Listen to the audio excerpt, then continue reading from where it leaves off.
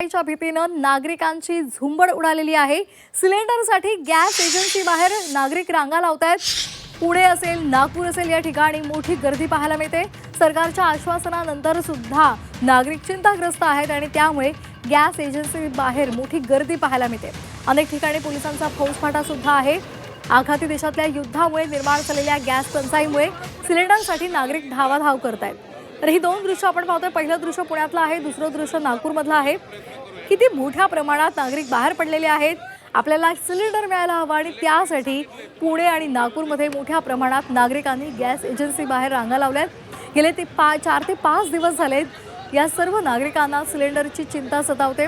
त्यामुळे सिलेंडर मिळवण्यासाठी नागरिकांची गॅस एजन्सी बाहेर गर्दी पाहायला मिळते। त्यांची ही धडपड सुरू आहे। राज्याच्या अनेक ठिकाणी आपल्याला ही अशी दृश्य पाहायला मिळतात। सध्या आपण पुणे आणि नागपूरमधली ही दृश्य पाहतोय। इथल्या नागरिकांचं असं म्हणणं आहे की येत्या काळात जर गॅस मिळाला नाही, सिलेंडर मिळाला नाही तर मोठी गैरसोय होईल आणि म्हणूनच त्यांची ही धावाधाव सुरू आहे।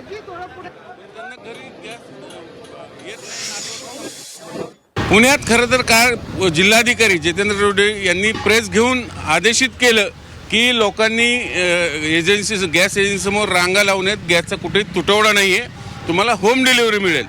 पण लोक एवढे घाबरलेले आहेत युद्धाच्या बातम्यांमुळं, लोक ऐकायला तयार नाहीत। आपण बघू शकतो आत्ता आपण सिंहगड रोडवरचे तेजस्वी गॅस एजन्सीसमोर आहोत। ही सगळी लाईन लागलेली आहे, सकाळपासून समोर गाडी लावलेली आहे आणि लोक अगदी गॅस सिलेंडर हातात घेऊन उभे आहेत। काय कशामुळे बाबा कलेक्टरने सांगितले तुम्हाला घरी गॅस मिळेल, मग तुम्ही लाईनीत काय येतं? लोक काय करतात, बुकिंग नाही झाली तरी लाईन लावून थांबतात की गॅस पुढं मिळेल नाही मिळेल त्याच्या हिशोबाने लोक थांबतात। पण तुम्हाला घरी गॅस मिळतो का? यापूर्वी मिळायचा पण आता नाही मिळाला। माहित कधी बुकिंग केलेली तुम्ही? 9 तारखेला। 9 तारखेला, आज 13 तारीख आहे, 4 दिवसात आला नाही का? नाही आला। आताही मिळेल का नाही गॅरंटी नाहीये।